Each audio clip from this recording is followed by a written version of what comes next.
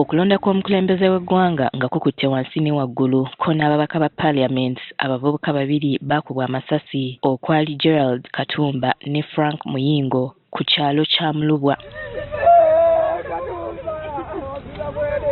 Omusirikale Derrick Ssenyonga eyali akuuma minisita omubezi ow'amazzi n'obutonde Aisha Ssekindi kigambibwa nti yakkakana ku bantu bano n'abasindirira amasasi agaabaviirako okufa.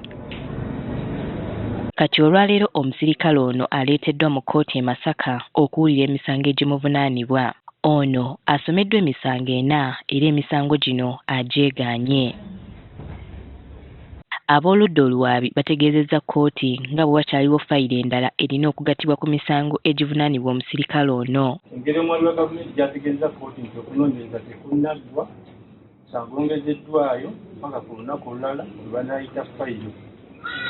Omwami wa gavumenti yagambye ngu tebannamala kunoonyereza so okulowooza nti okunoonyereza kwabwe kunnaba kuwedde kusaanguza buli kutandika kuwulira.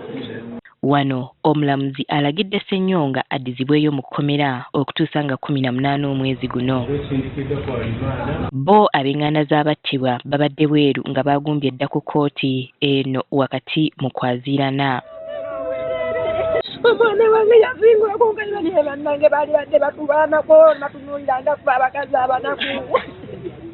Kubanga zitalina gyesobola kujja Fulanka wange takyakomawo. Bano balina okutya nti bandiremererwa okufuna obwenkanya. Nfunya bwenkanya n'akamu. Gavumenti z'abwenkanya ey'omusango gwaffe guno n'abantu baffe abaafa. N'otulaga nti mukibeereza nga talina ddakalaga nti yasibiddwa nga n'empingo talina n'akamu afulumye nga yeetaaya. Tusaba mutuyambe ku nsonga zaffe oba fayiro eva wano e Masaka nga yagendamu okulya nga baalya bagiggyewo bagitwale waggulu tufune obwenkanya.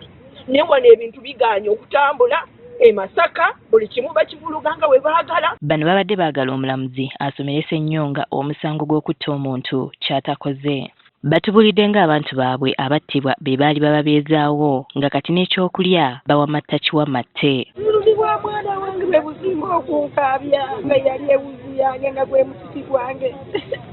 Nga yambangisiza akayumba mwensula nga yandabirira mu kutwe alabina famire yonna.